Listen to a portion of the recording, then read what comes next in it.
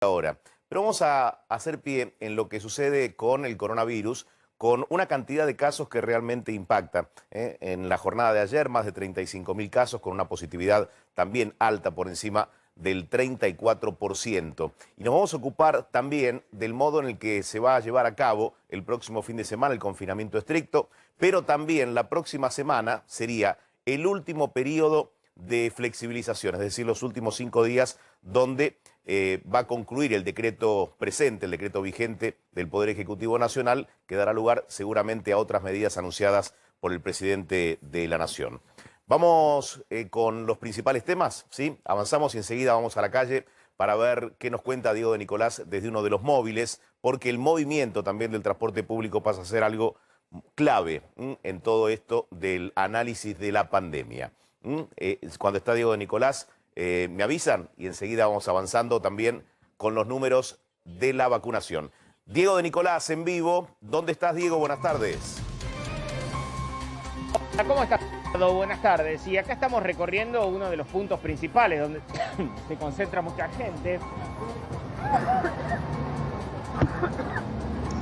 como es el caso de Once. Fíjate, Eduardo, cómo en la parte del centro comercial frente a la estación de Once, sí, hay un movimiento que no parece de pandemia, porque claro, la gente ha tratado de ir recuperando como puede la normalidad, los lugares gastronómicos tratando de, por ejemplo, ofrecer sus servicios de la manera que pueden. A ver, mira, le voy a preguntar acá al señor, que por ejemplo es de un local gastronómico, que se las ingenian como pueden para tratar de sobrevivir con las ventas, repartiendo volantes, con un micrófono, inventando a la gente.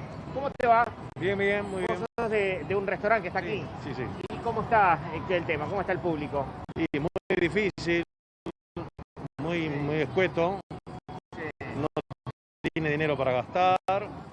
Y bueno, transita, anda, va, viene, pero bueno, es muy bajo el Ahora, trabajo. ustedes están en un punto que es intermedio, no es ni un local cerrado, ni tampoco Claro, están con la mesa en la vereda, están como en la galería. Ahí adentro. Semiabierto, claro. Eso Claro. es lo que se llama un local abierto.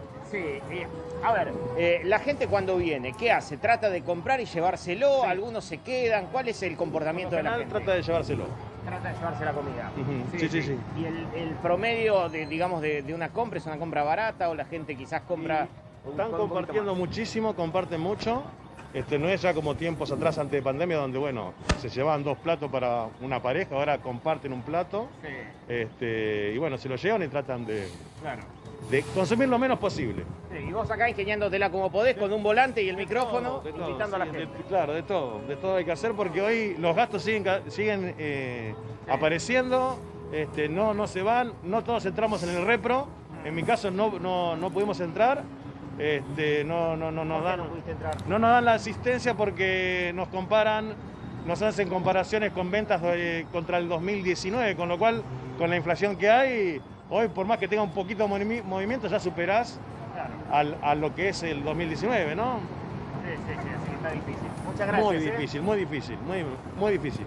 Bueno, Eduardo, el panorama, el testimonio de esta persona de un local gastronómico que está aquí en una galería de Once. Si recorremos un poquito más, fíjate que los locales como por ejemplo zapaterías o locales de ropa, prácticamente no se ve mucho público. Era una de las cosas que estábamos tratando de ver y en el caso de la manera en que atienden, quizás podés ver algún cliente o dos dentro del local, pero no mucho más que eso. Acá, por ejemplo, observamos la policía porque nos dicen que además se están llevando adelante operativos que tienen que ver con el control de marcas, algo que muchas veces sucede en los centros comerciales. sí. Por eso nos llamó la atención también aquí que está la presencia policial. ¿Observás venta callejera, Diego? Mira, estamos sobre lo que es la avenida Pueyrredón. Esto que ves, la avenida Pueyrredón, está totalmente liberado. Aquí no hay venta callejera. Ahora, si querés en un ratito, para la próxima salida, vamos a ir sobre el lado de Bartolomé Mitre, sobre el lado de Rivadavia, y ahí sí observamos que hay mucha venta callejera, con manteros y demás, que se han establecido en algunos sectores de esa zona. Perfecto, muy bien. ¿Y el movimiento que observás? Digo, se ven algunos peatones que están en función quizás de ir hacia tomar algún colectivo, pero no Sí. un tránsito de peatones demasiado importante, ¿no? A ver, si lo comparemos con momentos que no tienen que ver con la pandemia, hay menos gente. Ahora bien, también por la hora, es una hora como intermedia esta. No es ni la hora pico de la mañana, no es ni la hora pico de la tarde. Le voy a pedir a Sebastián enfocar un segundito hacia el lado de la estación para que podamos ver Sí. que ahora hay poca gente llegando a la estación de Once. Obviamente que es una estación que tiene distintas entradas, por ejemplo esta sobre Avenida Pueyrredón, la otra sobre Bartolomé Mitre, también está la entrada sobre Perón. En estos momentos no hay mucha gente en la estación de Once, pero claro, como decimos siempre, a medida que va avanzando la tarde, quizás a partir de las 3 de la tarde, de las 4, ahí ya sí la cuestión de la hora pico se empieza a sentir más, y como vemos muchas veces en Constitución o en Retiro, aquí en Once no es la excepción, y el movimiento comienza a darse un poco más intensivo ya al momento del regreso a casa, por más que sea viaje para trabajadores esenciales, son muchos los que utilizan el transporte público. Sí, tal como decías ayer, se adelanta ese regreso, ¿no? Que habitualmente era a las 5 o 6 de la tarde, para las 3 o 4 ya se ve un movimiento mucho más asociado, ¿no? A aquella vieja normalidad.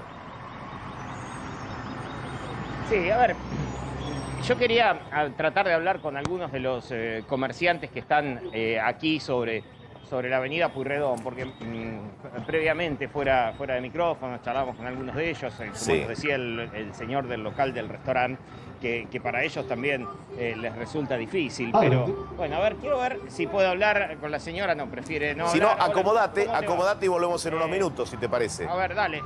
¿Te parece? Dale, Muy cómo no, bien. porque hay muchos comerciantes que será muy interesante escucharlos. Bárbaro, ya regresamos. Diego de Nicolás allí en el móvil y Maxi Montenegro que ya se suma. ¿Qué tal, Maxi? ¿Cómo estás? Buenas tardes. ¿Cómo estás, Eduardo? Buenas tardes. Mirá, la verdad que se sigue notando mucho movimiento en la calle. Y bueno, lo que está pasando también, en un rato vamos a hablar con alguien que nos cuente qué está pasando con el transporte público, con los trenes. Pero se ve mucho movimiento y la verdad que los datos de ayer fueron nuevamente desastrosos. Fueron muy, muy malos los datos, después lo vamos a repasar. Pero no, 35.000 casos. Más de 641 fallecidos y sobre todo el crecimiento que no se interrumpe de ocupación en las terapias intensivas.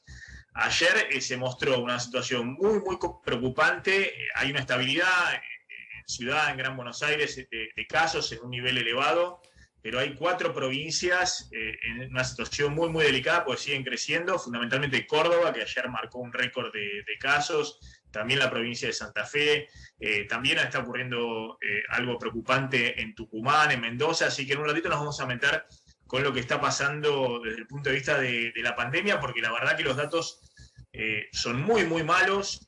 No solamente estamos en un nivel elevadísimo de casos que ya proyecta para las próximas 2 o 3 semanas que la cantidad de fallecidos va a seguir en niveles elevadísimos, muy arriba de 500 fallecidos diarios, y Argentina va a seguir acumulando, la verdad, una situación catastrófica desde el punto de vista del impacto de la pandemia, sino también quería mostrarte un poco la discusión que se abre en este momento sobre qué hacer en el gobierno en los próximos 100 días.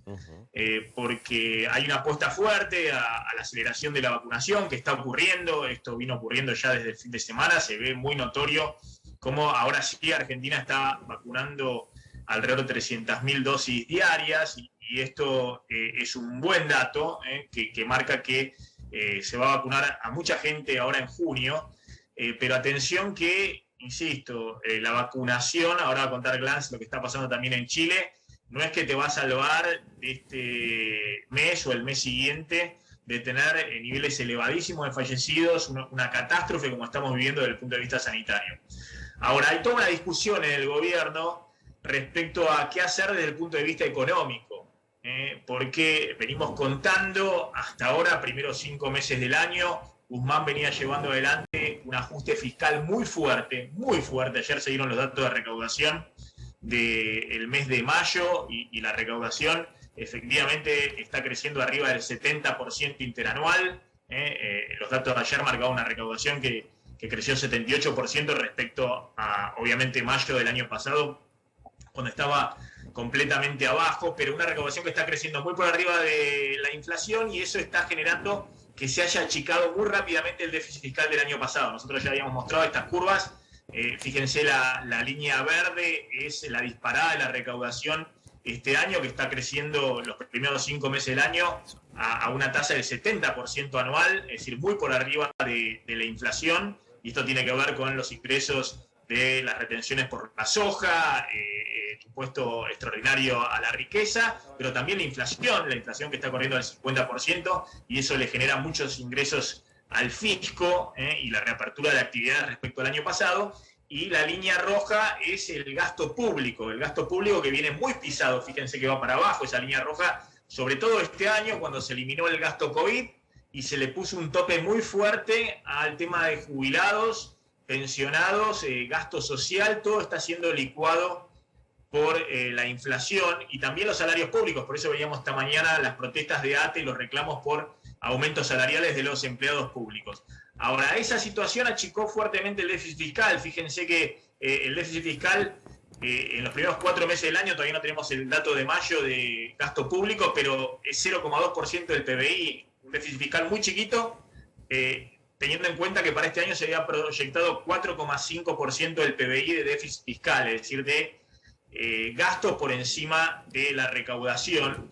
Y por eso empieza un tironeo feroz respecto a qué hacer en los próximos 100 días. Ahora va a contar Slotnick, pero viene una pulseada muy grande dentro del gobierno para aumentar el gasto público, básicamente dar compensaciones a los sectores que le están pasando muy mal con la segunda ola y que nuevamente tienen restricciones y tienen que estar cerrados, alguna ayuda adicional y algún bono para jubilados, un mini IFE para restablecer sectores que efectivamente están muy por debajo de la inflación 4º año consecutivo. Es decir, hay una pelea grande dentro del gobierno porque Guzmán hasta ahora ha hecho un ajuste fiscal, básicamente para que la situación no se desborde desde el punto de vista cambiario y no se acelere todavía más la inflación, pero ahora le están diciendo hasta acá llegaste. Esto es lo que también mostrábamos ayer. En los primeros 5 meses del año, la emisión monetaria para financiar al Tesoro, al fisco, la emisión del Banco Central fueron 240.000 millones de pesos,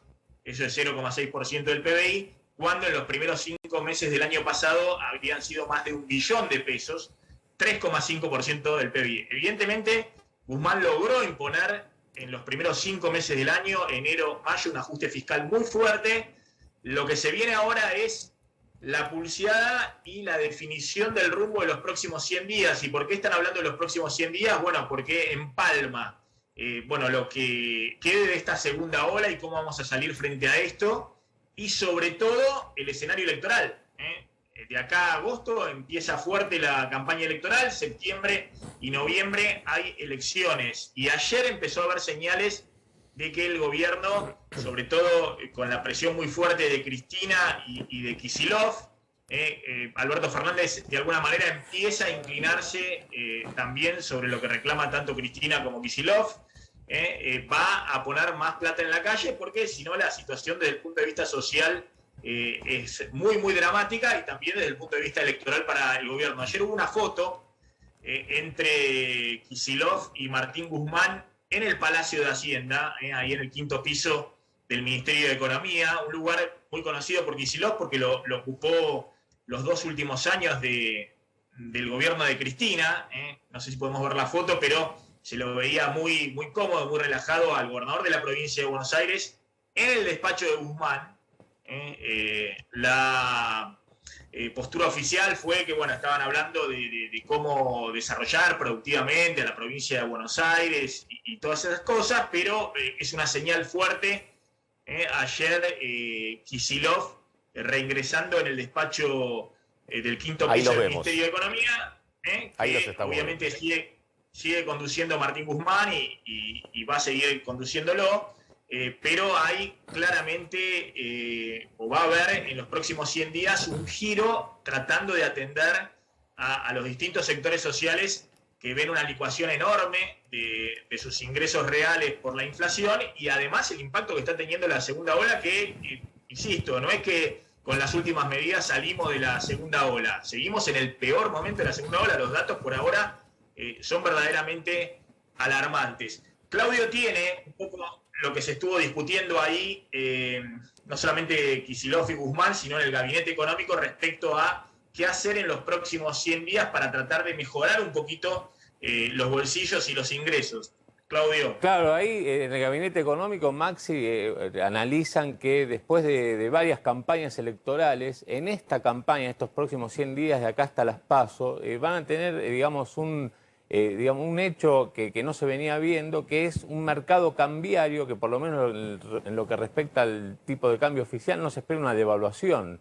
Entonces, digamos, en las anteriores campañas electorales, justamente, la posibilidad de una devaluación, o directamente lo que pasó en el 2019, una devaluación, digamos, hizo que el oficialismo perdiera las elecciones. Entonces, frente a este escenario, sin devaluación, con cierto manejo del mercado cambiario, por eso el Banco Central está comprando dólares, con una vacunación, un proceso de vacunación que va creciendo, lo que empieza a surgir dentro del gabinete económico es decirle a Guzmán, apurate a cerrar con el Fondo Monetario, ponele justamente una base a lo que ya tenemos, y lo que hay que hacer es empezar a poner pesos, plata en el bolsillo de la gente. Entonces, hay varias medidas que en el gabinete económico le acercaron al ministro de Economía y está en proceso de análisis. La primera, Maxi, es un mini IFE. ¿Por qué un mini IFE? Y porque sería de ser anunciado para menor cantidad de gente de la que veíamos el año pasado. No para... Esperamos un segundo, Claudio,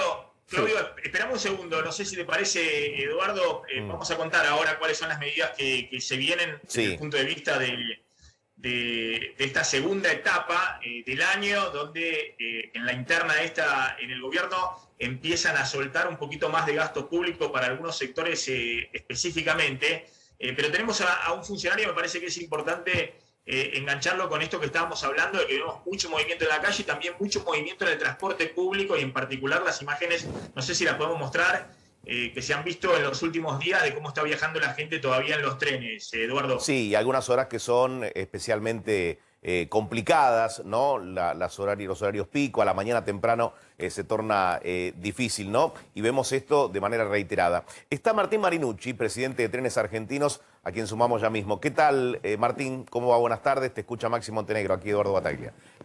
¿Qué tal? Buenas tardes, Maxi, Eduardo. Gracias por esta comunicación.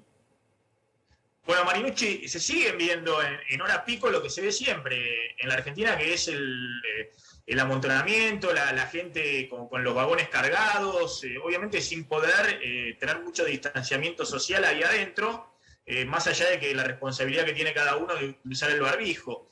Esto, ¿cómo se resuelve? ¿No hay forma de preverlo? ¿No hay forma de organizar de otra manera las horas pico? Maxi, lo venimos charlando desde el inicio de la pandemia, cuando la cantidad de hombres y mujeres que utilizan el transporte público ferroviario era muy baja, el 5%, allá por marzo del 2020. En el aumento de las actividades que se van incorporando como esenciales, los últimos 3 días hábiles vimos una disminución importante en la tasa de uso. Para poner el ejemplo, el miércoles como primer día hábil de la semana pasada viajaron 337.000 usuarios y usuarias en las 5 líneas del área metropolitana que administramos del Estado, y el día de ayer 439.994 fueron los que utilizaron el servicio público de transporte. ¿Cuál es el inconveniente? Y esto que sigue siendo a un 40% de lo que se viajaba previo a la pandemia, y que lo hemos charlado más en otras oportunidades. Uno estaba acostumbrado a decir el tren se viaja como ganado. Lamentablemente, los tiempos para poder incorporar mayor cantidad de formaciones, aumentar la frecuencia y de esta manera dar mayor oferta a la cantidad de usuarios y usuarias que usan los servicios ferroviarios, son muy extensos y no de forma inmediata se pueden resolver. Nosotros intentamos, a través de la aplicación Reserva tu Tren, a través de los controles que hace la Fuerza de Seguridad Nacional para verificar los certificados de circulación, que evidentemente todos los que están viajando, en su enorme mayoría, tienen ese certificado habilitado, tienen en las horas pico de la mañana, en las horas pico de la tarde, su sistema de reserva, que a veces cuestiones operativas, y ahí sí es donde a nosotros es donde se nos complica, porque tuvimos un problema en circuito en el ingreso a Constitución antes de ayer, el día lunes. Está bien, Marinucci, pero eso pasa todo el tiempo y es lógico que pase. Entonces lo que hay que prever es tratar de organizar de otra manera para tener menos congestión de gente, previendo que todo el tiempo, día por medio o cada 3 días, siempre ocurre este tipo de... Yo te hago una pregunta y desde ya que a mí me preocupa y arranco 5:30 de la mañana viendo la cantidad de servicios que tenemos, cómo venimos viendo las cámaras, desde mi celular, las cámaras de las estaciones para ver si hay aglomeramiento, qué está sucediendo. Digo, la verdad que monitoreo de forma personal todas las líneas y la verdad que estoy con temor. ¿Cómo hacemos a una enorme demanda que hay del sistema público de transporte ferroviario? Con la necesidad, digo, ¿cómo determino yo en esa formación qué 50% de esos usuarios pueden subir a un tren o no? Digo, ahí sí apelamos, y yo agradezco siempre el espacio que ustedes me dan y sus colegas, en la responsabilidad individual. Nosotros corremos 1.969 trenes diarios, Maxi. Y te puedo asegurar que hay muchos que viajan de esa manera, digo muchos, pero en términos relativos a esa cantidad son menores la cantidad de trenes que viajan de esa manera. Pedimos el escalonamiento horario en las actividades, pedimos la responsabilidad individual, seguimos trabajando de forma articulada con el Ministerio de Seguridad de la Nación, seguimos trabajando obviamente con el organismo de control, con la Comisión Nacional de Regulación del Transporte, digo, primero llevando todos los sistemas de prevención, de higienización, de desinfección en las formaciones. Bien. Se pueden ver los ventiletes abiertos para generar la circulación de aire. Digo, todo lo que se puede en función, y esto vos seguís el tema económico, el tema inversiones, el tema de obra pública. Para poner en contexto, los últimos trenes que se compraron en la Argentina fue en el 2014. Nosotros iniciamos un proceso que lamentablemente desde iniciar una línea de producción, en el caso de China, y poder empezar a entregar los trenes lleva más de 1 año y medio. Digo, estamos en ese proceso, estamos construyendo... A ver, le digo con la mejor buena voluntad lo que estoy viendo, me parece que usted también lo está viendo, ¿no? La cantidad de contagios es elevadísima, esperemos que hoy bajen, que mañana bajen un poco y demás, pero por lo menos ha sido medio raro la forma de evaluar, porque la semana pasada fue una semana corta, con los feriados y demás, pero los datos de ayer son espantosos. También en el área metropolitana, que por lo menos se han estabilizado, no es lo de algunas provincias como Córdoba, Santa Fe y demás, que están en una situación en este momento peor.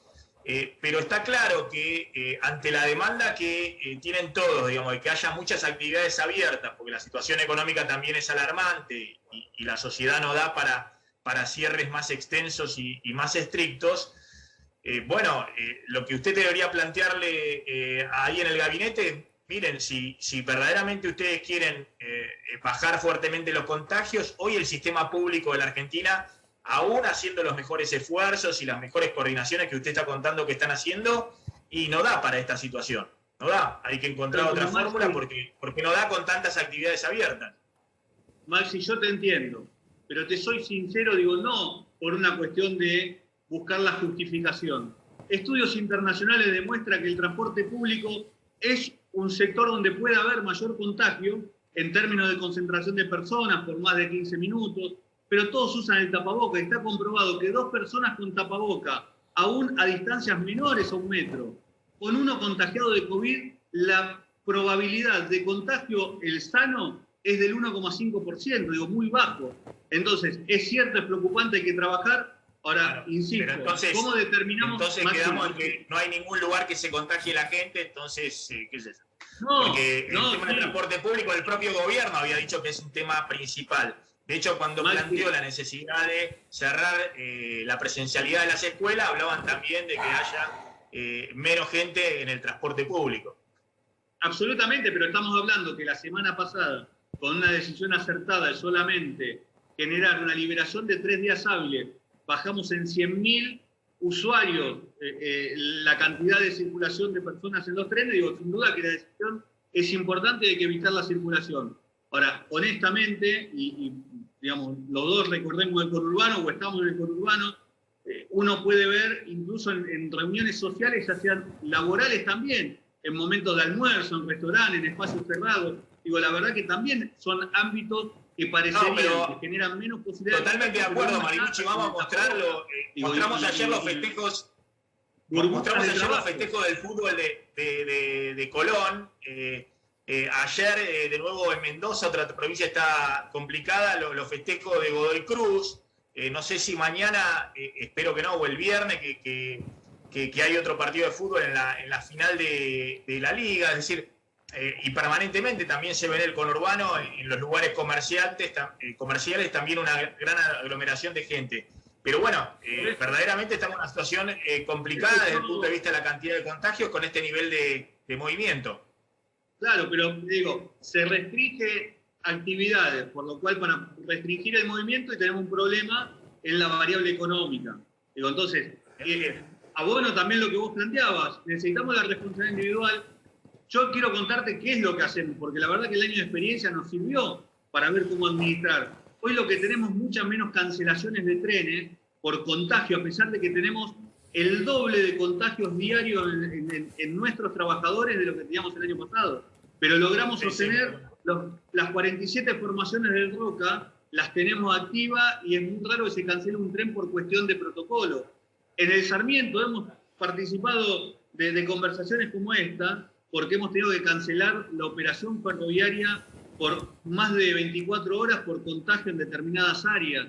Y hoy tenemos los 21 trenes en hora pico circulando y aún con mayor cantidad de contagios, con 19 trabajadores que han fallecido en manos de COVID, con un 35% de trabajadores que aún siguen licenciados desde el 20 de diciembre del 2020. Entonces, todo esto a mí me duele y de vuelta, sabés que yo no le esquivo al... Está terrible, por eso usted mismo está contando que la situación está muy delicada, contando pero, esto también de cómo está afectando a los trabajadores ferroviarios, cómo está afectando esta segunda ola, mucho peor de la primera, a los propios trabajadores ferroviarios. Hay una última pregunta de Damián Glass. Damián. Sí, Mariche, buenas tardes. ¿Había cierta expectativa con la eliminación o la depuración de los permisos de circulación con uso del transporte público que se anunció el viernes 21, que se pasó de 15 millones a 9 millones para que redujese precisamente la cantidad de pasajeros? Y usted recién contaba, entre lunes y martes, comparado con los lunes previos a esta fase 1, la verdad es que se redujo entre 4 o 5% la cantidad de pasajeros. ¿Falló eso? Un 32%. De 330.000 a 440.000. No, pero los datos que ustedes utilizan, por ejemplo, de usuarios únicos de SUBE en el área metropolitana... Estoy dando esos informes. Pero yo estoy mirando los suyos que están también subidos a la página en el dataset del Ministerio de Transporte. Podemos cortar la comunicación y te mando la pantalla desde el miércoles 26 a hoy con la utilización de los 5 ramales ferroviarios que administramos del Estado. Línea Mitre, Línea San Martín, Belgrano Sur, Roca y Sarmiento, de 337.000 usuarios que utilizaron el servicio el 26 de mayo, o sea, el día siguiente del feriado del 25, y la cantidad de usuarios que utilizaron el servicio el día de ayer. Y ahí vas a ver, más de 100.000 fue el incremento en términos nominales que se utilizó. Sí, usted está hablando desde el miércoles pasado a ayer. La pregunta era comparando entre los 339.000 del lunes 17 y los 317.000 de este último lunes. La diferencia es muy chiquita. Por eso la pregunta es, ¿falló la depuración o no era suficiente esta medida y hacen falta medidas adicionales? No, la depuración funcionó porque de vuelta, previo al decreto, no me acuerdo ahora si fue del 15 de mayo, teníamos 452.000 pasajeros, y bajamos a 330 y pico. Con lo cual, desde ya que a reducir de 72 a 31 actividades permitidas como actividades esenciales con posibilidad de uso del transporte público fue efectivo. Ahora, de vuelta, reitero lo que le decía Maxi. En lo personal, digo, yo trabajo para que los trenes circulen en función de la limitación que tenemos, que es la cantidad de unidades. En función de los autorizados, no puedo discriminar quién tiene más derecho como ciudadano que otro ciudadano a poder viajar. Ahí sí, y sigo y agradezco el espacio apelando a esa responsabilidad individual de cada trabajador y cada trabajadora. Marinucci. Está claro. Clarito. Dale, Maxi. Gracias, Marinucci. Bueno, y esperemos que la situación mejore un poco, pero es un lugar estratégico, por eso siempre hablamos con usted, el tema del transporte público en este momento, de tantos contagios también en el área metropolitana. Gracias, Marinucci.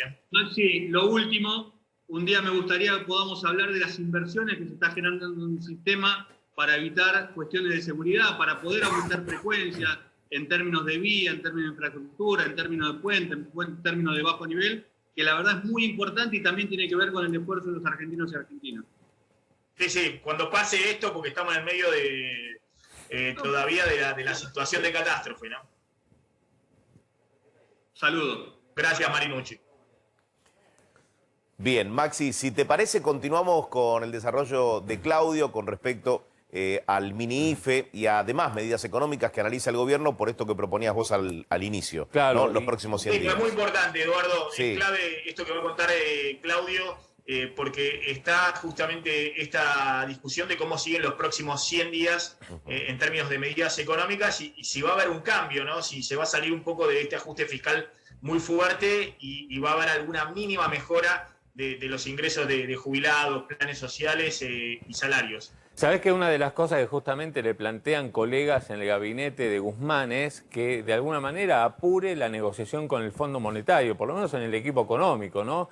Porque es lo que le daría justamente una base para que el gobierno, digamos un ancla si querés, como para que el gobierno pueda emitir dinero y poner, como ellos mismos dicen los funcionarios, pesos o plata en el bolsillo de los argentinos. A ver, repasamos algunas de las medidas que se están analizando. Yo decía un mini IFE y un mini porque no alcanzarían 9 millones de personas, 8.900.000 que ocurría, digamos, que era la medida del año pasado, sino que se está hablando de 4 millones de argentinos que podrían recibir esta ayuda. También están viendo a ver si volverían a ser 10.000 pesos o algo más adicional a esos 10.000, porque ha pasado inflación, ¿no? en todos estos meses.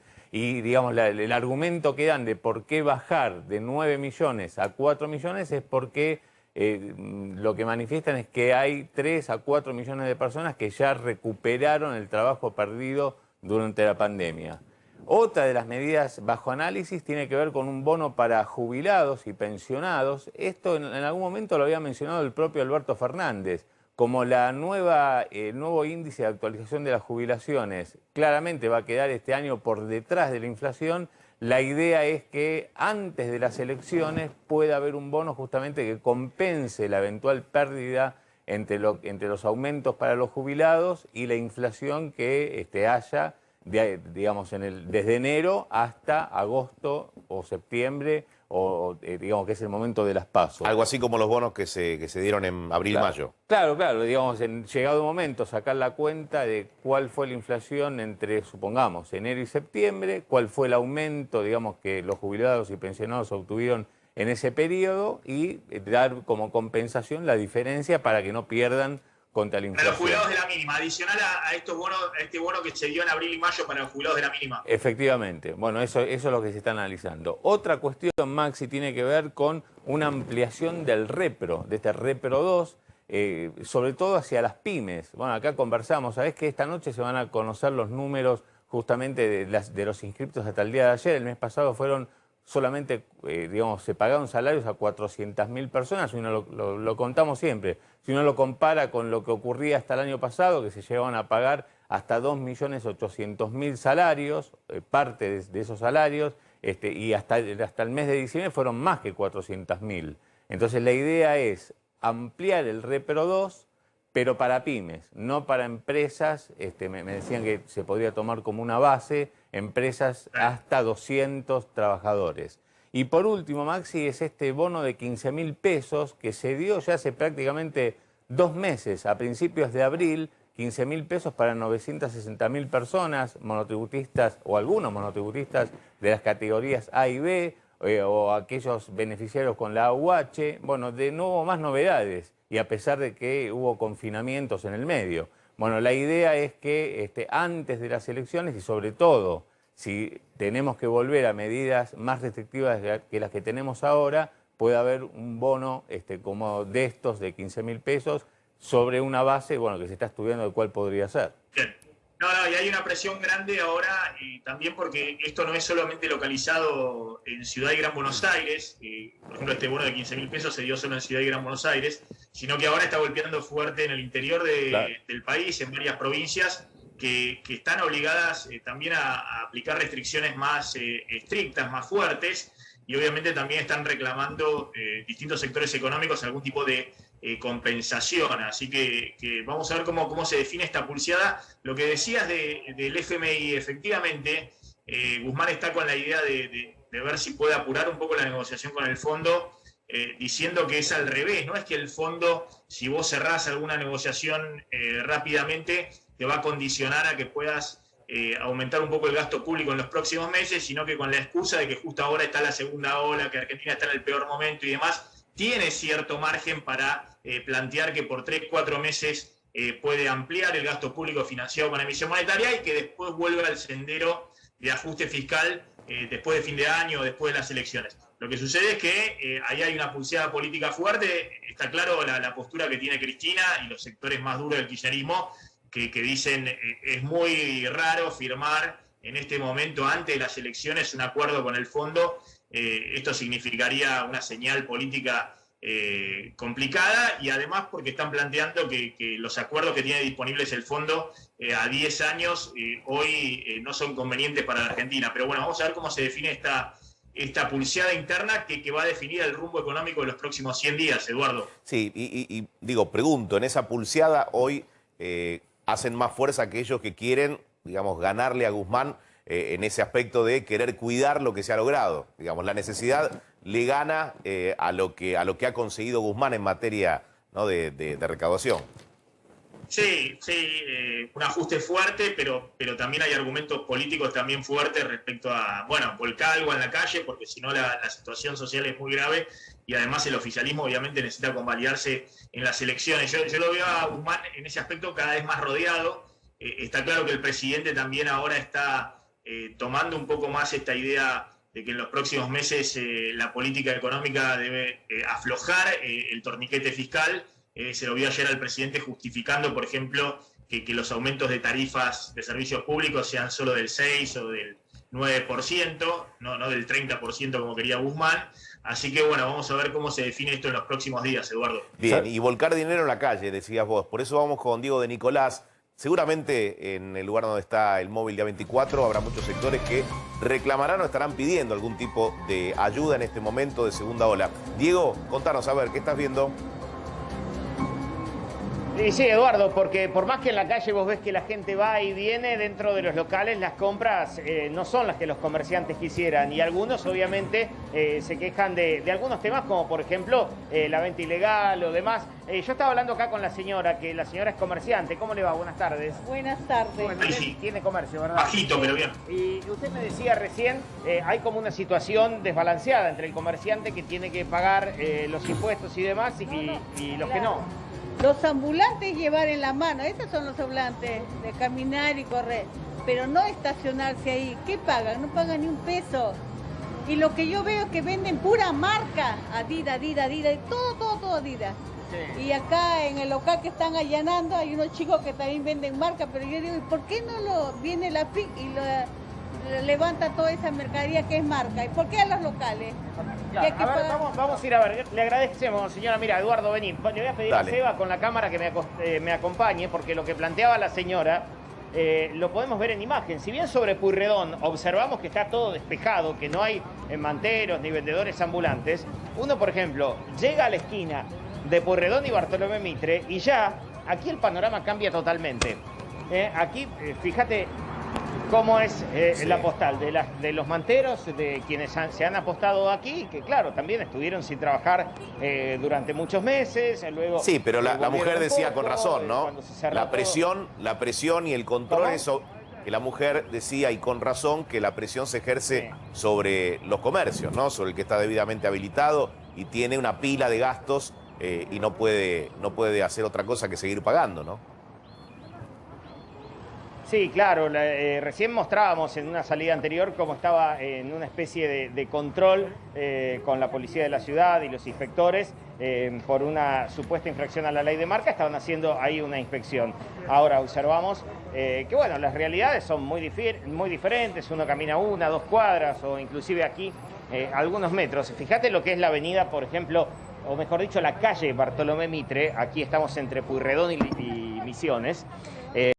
O entre Pueyrredón y Larrea, mejor dicho, donde El lugar para caminar también queda reducido por esto, porque quizás estos vendedores también están ocupando un lugar en una... Sí, donde vereda si que hay es poco lugar la bastante gente angosta. Entonces a veces queda la gente más tiene apretada. que agruparse mucho. Sin duda. Y veo, como decía hace un rato, que la hora pico se adelanta. Veo mucha gente a esta hora. Enseguida regresamos, Diego. ¿Cómo no? Hay mucha gente ahí en Once, Sí. hay mucha gente en Once. También, bueno, los comerciantes ahí permanentemente se quejan de lo que pasa con los manteros y el comercio ambulante, ¿no? Pero bueno, el tema es que se ve mucha gente ahí, bueno, ahí en la calle, ¿no?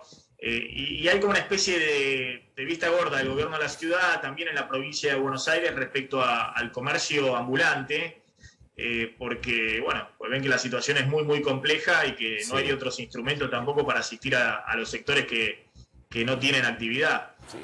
Pero se ve mucha gente y sobre todo esto que decimos, ¿no? De nuevo, mucho comercio ambulante ahí poniéndose en las veredas, ¿no? Sí, y como decías, Maxi, hace un rato, con un nivel de casos de 35.000 ayer, con un número de muertos altísimo y con un efecto del plan de vacunación que empieza a tener otro ritmo que no se va a ver ahora, ni la semana que viene, sino dentro de 15 días, un mes. Digo, el tema es que las restricciones van a continuar. Digo, es lógica pura.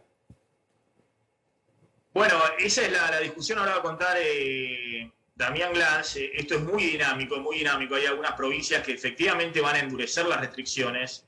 Córdoba está discutiendo eso, más allá de que todas las provincias, incluidas Ciudad de Gran Buenos Aires, ahora este sábado y domingo van de nuevo a fase 1 por 2 días, fin de semana.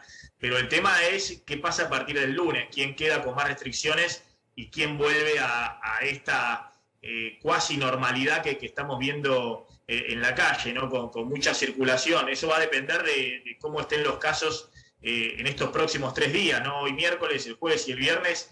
Eso me parece que va a definir un poco cómo sigue la situación el lunes. ¿Querés que hablemos, bueno, de lo que está pasando en general? Rápidamente decimos 35.000 casos ayer, de nuevo es una enormidad.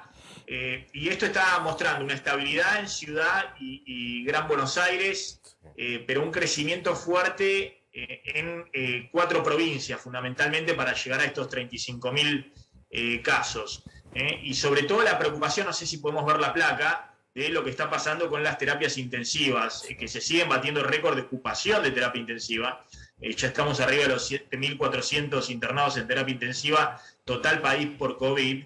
Y ese es un dato verdaderamente muy grave porque habla de que la mortalidad va a seguir en niveles elevadísimos, por lo menos las próximas 2 o 3 semanas, y ya estamos claramente en promedio arriba de los 500 muertos diarios, pero la línea roja esa de terapias intensivas, la verdad que está proyectando, bueno, justamente lo que está pasando con los contagios y con un crecimiento muy fuerte en algunas provincias relevantes, como es el caso tanto de Córdoba como la provincia de Santa Fe.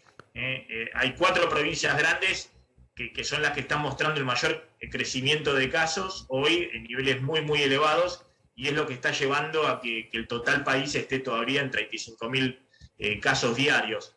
Una de esas provincias, que no es la que tiene el mayor pico, pero está en una situación también delicada, es Mendoza. Y ahí en Mendoza ayer se vieron imágenes de nuevo vinculadas al fútbol que no debieran ocurrir en este momento, Eduardo. Sí, las imágenes que estamos viendo, Maxi, la verdad sorprenden, parecen imágenes de archivo. Y esto pasó ayer por los 100 años de Godoy Cruz, un festejo futbolero como si se tratase de un campeonato. Y sorprende, ¿no? Porque en este momento el total país, el porcentaje de ocupación de camas supera al AMBA. Hoy empezó a superar al área metropolitana de Buenos Aires en cuanto a ocupación. Mira esas imágenes. Ahora no se puede creer. A ver, Maxi, el nivel de inconsciencia, ¿no? O de no entender lo que está ocurriendo. Porque yo entiendo la pasión futbolera, vos sos muy futbolero también.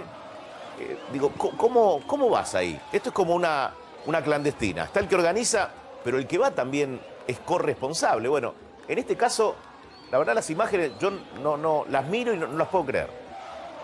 No, pero bueno, veíamos el otro día también lo mismo en Santa Fe, que es una provincia en situación crítica con el tema de Colón. No sé cómo es la situación y la discusión que hay política también en Mendoza. Damián, ahora Damián Glam va a contar toda la pelea por el tema Pfizer, ¿no? Que se da una pelea muy fuerte entre oficialismo y oposición, y está en medio también el tema del fondo COVAX de vacunas. ¿Qué ha pasado con Pfizer? Va a contar Damián, que tiene información exclusiva sobre cuáles son efectivamente los contratos de vacunas que ha cerrado el gobierno argentino.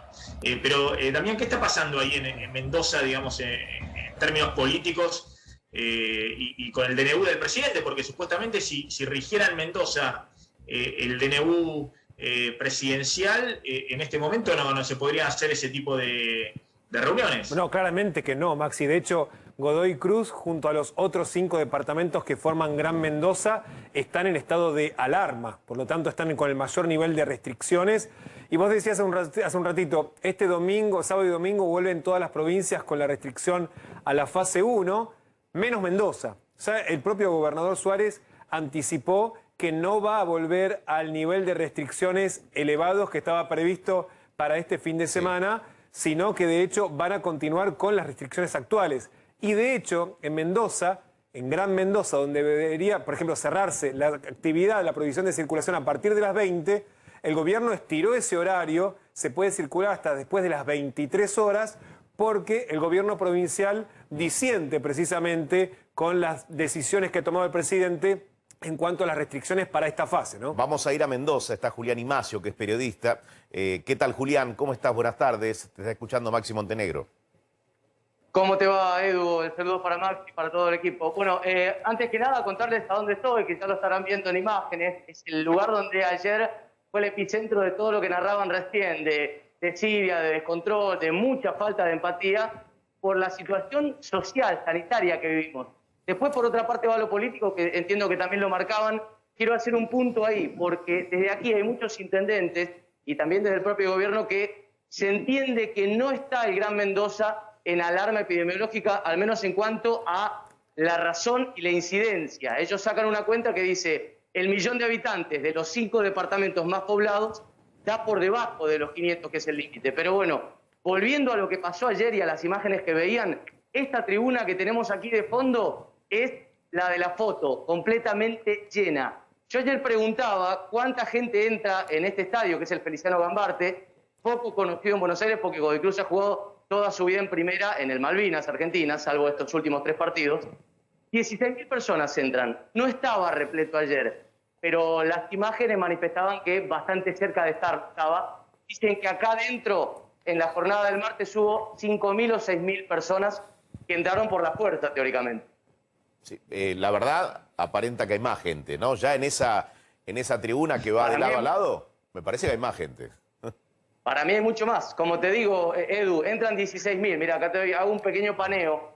Esta es la tribuna más grande y después está eso amarillo que ves ahí, ese techo amarillo es el techo de la platea. Sí. El estadio alberga 16.000 personas. Ayer preguntamos a autoridad del club y nos dijeron no sabemos cuánto había. Hoy el mayor consenso va por esas 5.000, 6.000. Para mí, las imágenes solas ya delatan mucho más. No, pero acá hay un problema de fondo que me parece que es... yo entiendo el argumento, no podemos cerrar actividades económicas, hay que mantenerlas abiertas porque en este momento el Estado no puede, no quiere, no tiene la capacidad tanto nacional como provincial para asistir económicamente a los sectores que los obligás a cerrar. Ahora, justamente porque tenés que preservar la actividad económica de algunos sectores que están muy golpeados hace más de un año con esta pandemia y con esta segunda ola terrible, no podés permitir este tipo de cosas, este tipo de actividades, que no sé cómo catalogarlas, de esparcimiento, de festejo, de pasión, de hincha, de lo que sea, pero este tipo de cosas es la que después empieza a impactar en los contagios y termina pagando el comerciante o el gastronómico o aquel que tiene una pequeña pyme y tiene que sumarse a las restricciones generalizadas. Entonces, atención, que esto habla un poco del descontrol, pero no estamos viendo solamente con esto de ayer de Mendoza, lo vimos el otro día con Santa Fe, lo vemos permanentemente con las aglomeraciones también en el área metropolitana. Entonces, atención que me parece que hay también una dirigencia política que está con la idea de, bueno, vamos hacia una nueva normalidad, aunque tengamos este nivel de casos enorme, y tratemos de apurar la vacunación a ver si esto nos salva de tomar medidas que tengan un costo político mayor. Lo que pasa es que a ver, acá hay que separar dos cosas que van por niveles distintos. Por un lado está tratar de convivir con el virus, toda esa postura de mantener la economía o la actividad lo más abierta que se pueda, amén de lo que esté pasando y amén de las herramientas que tengas como la vacunación, ciertas restricciones como la de las 11 de la noche. Lo que pasó acá me parece que va por otro lado, porque primero no estaba liberado ni estaba permitido, y segundo tiene más que ver con una decisión y una falta de control de la gente que por momentos es incontrolable, por otros momentos sí debió habérsele puesto otro tipo de defensa. Yo te puedo contar lo que es la actualidad al minuto en este momento, y es que hay 21 imputados ya. Por otra parte, 21 imputados no es ni el 1% de la gente que participó ayer. ¿Qué dice el Ministerio Público Fiscal? Dice, bueno, la policía nos tiene que suministrar la mayor cantidad de material posible. Nosotros, con lo que tenemos ahora, no podemos hacer más que esto. Si empiezan a llegar más videos, más material, incluso de cobertura periodística, salimos a imputar. Dicen que ya tienen 60 identificados más, insisto, ni el 2% de la gente que ayer participó de esta barbarie. Sin dudas. Claro, claro. Y se habilitó el estadio, ¿no? Igualmente, si no se habilitaba el estadio, iba a haber gente que se iba a reunir en otro lugar, porque cuando se convoca, y lo que llama la atención es que se convoca... si se habilitó o si se metieron, porque ahí, no sé si, Julián, tenés la información, si finalmente quedó claro si irrumpieron en el estadio o alguien les abrió la puerta. La primera imagen que nosotros vimos, por supuesto que nos alertó, nos volvió locos y dijimos, ¿abrieron el estadio para esto? La consulta ante las autoridades del club, el presidente, el vicepresidente antes de la consulta, durante la tarde nos estuvimos comunicando y nos dijeron, están rompiendo todo para entrar. A la noche, lo volvimos a preguntar y nos dijeron, sí, rompieron todo para ingresar. Ah, bien. Este portón que ves, no sé si ves una persona ahí que está tratando de entrar, ese es uno de los portones, Sí. y por acá me voy a mover a petitas, detrás de esta gran tribuna, tiene por supuesto pintadas del club, ese es el Morro García, detrás de esta puerta hay un pequeño muro, ese pequeño paredón. Sí. La idea es que se metió mucha gente por ahí adentro hay 3 puertas más con candados que habrían sido vulnerados. Hoy, al momento está todo normal. Entendemos que si estos candados efectivamente fueron rotos, ya habrán sido repuestos, pero nosotros miramos las puertas que dan afuera y estaban normales, no se veía un Está bien. Sí, daño. el tema es que sanitariamente no puedes hacer nada. Digo, la gente que se reunió allí, No. 5.000 personas, no se van a aislar, van a seguir circulando y en 15 días vamos a tener los resultados, ¿no? Vamos acá a lo que está pasando acá también, que está pasando acá en el área metropolitana, ¿te parece, Eduardo? Sí, claro que sí. Antes tenías también un tuit. Sí, de hecho, porque, a ver, vos decías, Maxi, el tema de la dirigencia política. El gobernador Rodolfo Suárez ayer fue bastante categórico al repudiar precisamente esto, habló de irresponsabilidad, de retroceso colectivo. El que no dijo nada, al menos en sus redes sociales, es el presidente de la UCR, Alfredo Cornejo, ex gobernador de la provincia, pero que sí se había quejado en su momento cuando fue el sepelio de Maradona. Recordemos en su momento, el 26 de noviembre, había dicho el gobierno de Alberto Fernández quiso hacer suyo el velorio de Maradona, lo hizo en un lugar cerrado y en plena pandemia. Podía terminar mal y terminó mal. La respuesta del gobierno, echarle la culpa a otro que se hagan cargo de sus decisiones. Esto es lo que había en su momento tuiteado Cornejo, que no dijo nada, insisto. Algo sí, ayer tuiteó categórico, fue el gobernador Suárez quejándose de esta escena que había ocurrido en la cancha de Godoy Cruz. Bien. Tal como proponías, Maxi, si te parece, vamos al encuentro de Nacho Botaro. Sí, está en otro de los móviles de A24. Nacho, ¿dónde estás? Buenas tardes. Buenas tardes, Eduardo. Buenas tardes, Maxi. Sí, estamos en la esquina de 9 de julio y Moreno, en lo que es las manifestaciones de esta Federación Nacional de los Trabajadores, distintas agrupaciones que, bueno, vienen solicitando desde el obelisco, vinieron en caravana hasta la puerta del Ministerio de Desarrollo Social para, bueno, buscar una respuesta por parte de alguna autoridad del Ministerio. Están reclamando mejoras salariales, estas personas que tienen distintos trabajos de asistencia social y, bueno, están reclamando una respuesta.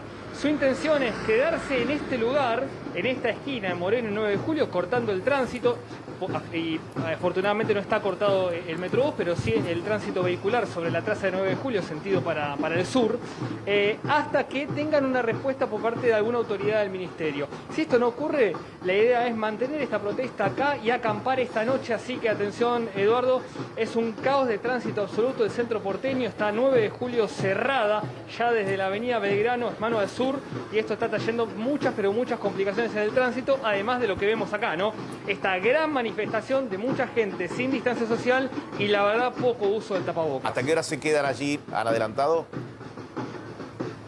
Han adelantado, Eduardo, que si no tienen respuesta de alguna autoridad, su intención es quedarse y hasta barajan la posibilidad de acampar acá enfrente del ministerio. Así que la intención es encontrar algún tipo de solución a este conflicto. Ellos renuncian que están cobrando un 33% de lo que deberían cobrar, una mejora en tema salarial, mejora también en los montos que reciben tanto de asignación social como de tarjeta alimentar. Así que la postura acá es dura. Si no tienen respuesta, se van a quedar acá, al menos barajan la posibilidad de pasar toda la noche.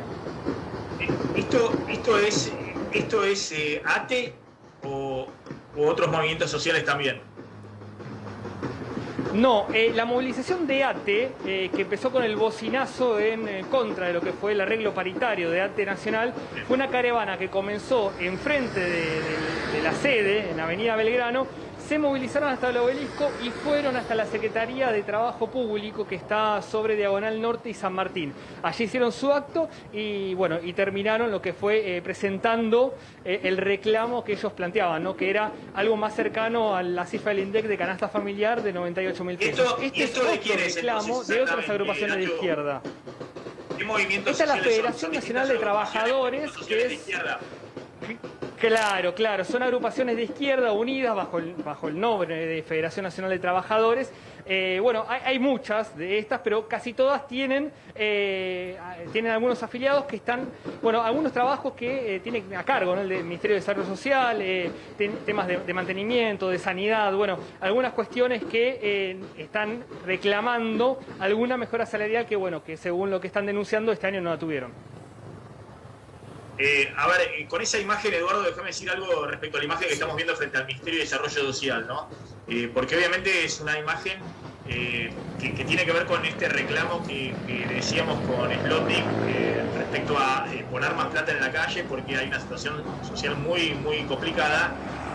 Y obviamente tanto los trabajadores de ATE esta mañana con la caravana y demás, contamos que los salarios públicos vienen por cuarto año consecutivo con una caída muy fuerte, que se aceleró este año más allá de esta paritaria que ahora han acordado. Pero en el caso de los planes sociales también hay una licuación muy, muy importante y ni qué decir si la medimos con la canasta alimentaria. Si la canasta alimentaria está hoy bien arriba del 50% y con un rubro como la carne, frutas y verduras que está arriba del 60-70% interanual, es decir, hay una licuación muy, muy grande de los ingresos también de lo que son todos los planes sociales. Por eso está esta discusión muy presente en la calle, solo ahora con las agrupaciones de izquierda, porque el oficialismo ha hecho algún pacto con las organizaciones sociales kirchneristas, que no están movilizadas, como estamos viendo con las agrupaciones de izquierda ahora en desarrollo social. Pero más allá de eso, que obviamente es un reclamo que puede ser que encuentre algún tipo de respuesta si se define esto que habíamos dicho en los próximos días de los nuevos bonos o algún tipo de asistencia adicional, supuestamente había algún tipo de acuerdo, de organización, de que no pasaran nuevamente e ingresaran a la ciudad de Buenos Aires manifestaciones como la que estamos viendo ahora en desarrollo social.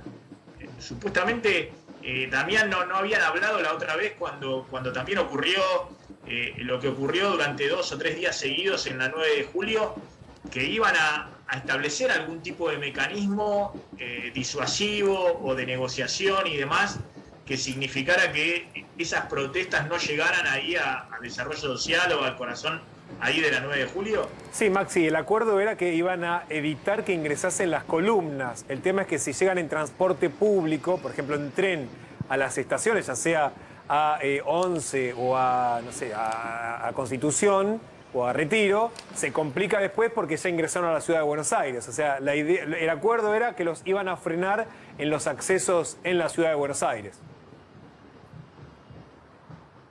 Bien. Eduardo, ¿querés que hablemos un poquito de Pfizer? ¿Qué está sucediendo con el tema Pfizer, gobierno y Sí, y sí, una- sí. Pero y si una me permitís, grande con la mira, oposición? ya está en línea Marcelo Sedkovich, que es director médico de INECO, para analizar un poco, bueno, desde esta imagen que recién observábamos y vos planteabas, ¿no? Cuál es el rebote de esta situación y si hay una campe y también, bueno, las curvas de casos positivos, de ocupación de camas de terapia intensiva y demás. Doctor Sedkovich, ¿cómo va? Buenas tardes, ¿cómo están ustedes? Bien, Un muy placer. bien. ¿Qué tal, doctor? Hay una información que ha surgido en las últimas 24 horas respecto a un impacto, no sé cómo definirlo, entre impacto neurológico y también un impacto psicológico o de efecto psiquiátrico, una secuela que genera seguro. el coronavirus en pacientes que han pasado por situaciones graves 6 meses después de haber superado esa situación de coronavirus. ¿Cómo es esto, doctor? ¿Cómo se puede definir esto y de qué se trata? Bien, en primer lugar, las Naciones Unidas ya habían advertido tan pronto en base a pandemias previas, a epidemias previas, el 20 de mayo del año pasado, que la pandemia conllevaba el germen de una pandemia de trastornos vinculados a la salud mental. Concretamente, la noticia que hemos visto ayer es una publicación de hace 15 días en el prestigioso journal que todo el mundo conoce hoy en día, es más conocido que la revista Gente, que es el Lancet Psychiatry, en el cual expertos internacionales, pero el profesor John Guedes, que es un experto psiquiátrico muy reconocido, publican datos sobre los registros de historias clínicas electrónicas de 236.000 pacientes del Reino Unido que tuvieron COVID positivo y evaluaron 6 meses después la incidencia de condiciones psiquiátricas y neurológicas y vieron dos cosas, que claramente las personas que tuvieron COVID tienen una alta chance de desarrollar síntomas psiquiátricos, trastornos depresivos, ansiedad, psicosis en algunos casos y también trastornos neurológicos, particularmente demencias y otro tipo de enfermedades neurológicas como hemorragias cerebrales, trastornos cognitivos y trastornos neuromotores. Quiere decir que el impacto del virus es significativo. Por otro lado, un dato muy relevante de ese estudio es que en aquellas personas que han estado en cuidados intensivos como consecuencia del COVID, la posibilidad de padecer este tipo de trastornos se duplica. Esto nos está señalando que el COVID, como se está diciendo, tiene efectos sobre la salud mental de las personas que lo padecen y esos efectos aumentan con la gravedad de la infección. Y esto tiene que ver con esta preocupación que los trabajadores de la salud mental tenemos con la salud mental de la población general y de las personas afectadas por COVID. Esto es así y hay que estar atentos, porque por otro lado sabemos que en toda la población hay efectos de la salud mental que son efecto directo del estrés, del miedo, del aislamiento, de la cuarentena, del distrés económico, y eso va a traer consecuencias también. Doctor, solo una pregunta respecto a esto, que no me termina de quedar claro. Esto que usted cuenta de las secuelas neurológicas, incluso psiquiátricas, ¿tiene que ver con algún mecanismo físico? ¿Tiene que ver con algún daño que provoca el virus en el organismo, en el cerebro? ¿O tiene que ver con el trauma? Para lo que hemos pasado una vez por terapia intensiva, obviamente eso genera un gran trauma, digamos, y me imagino estas internaciones que requieren en algunos casos intubación o un periodo largo de terapia intensiva, 3 semanas y demás, eso ya de por sí es un trauma psicológico fuerte, pero hay algo también desde el punto de vista físico o del virus generando algún desorden adicional en el aparato psicofísico. Claro, por supuesto. Por un lado está, como usted dice, Maxi, el tema del trauma, el estrés de haber estado enfermo de esta enfermedad. Pero además pareciera ser que el virus tiene un cierto neurotropismo y afecta directamente al sistema nervioso. En primer lugar, recordar que si bien la depresión es una condición que la podemos comprender como una adaptación normal, lo mismo que la ansiedad, también implica cambios psicobiológicos profundos en el sistema nervioso. Y, por ejemplo, se ha hablado mucho de la tormenta de citoquinas que representa el virus, y sabemos que en la depresión clínica, no en la depresión reactiva que uno tiene porque está triste porque perdió su equipo de fútbol o porque perdió un ser querido, sino que en la depresión clínica hay profundos cambios neurobiológicos y la activación del dispositivo inflamatorio y de todo el sistema del estrés es uno de los elementos constitutivos que están involucrados en la depresión como condición clínica. O sea que el efecto es, como usted bien señala, doble. Un efecto adaptativo, si queremos psicológico, y un efecto directo por un muy probable neurotropismo del virus. Es muy probable que en aquellas personas que hayan estado en terapia intensiva, parte del efecto tenga que ver con la hipoxia, con la deprivación de oxígeno por la dificultad respiratoria. Pero además sabemos que se registran fenómenos inflamatorios ya dentro del cerebro, que son los responsables en gran medida de las secuelas más severas. O sea que el efecto del virus es bastante amplio. Doctor, inclusive Doctor, algunos... gracias, sí, muy amable. Ah, bien.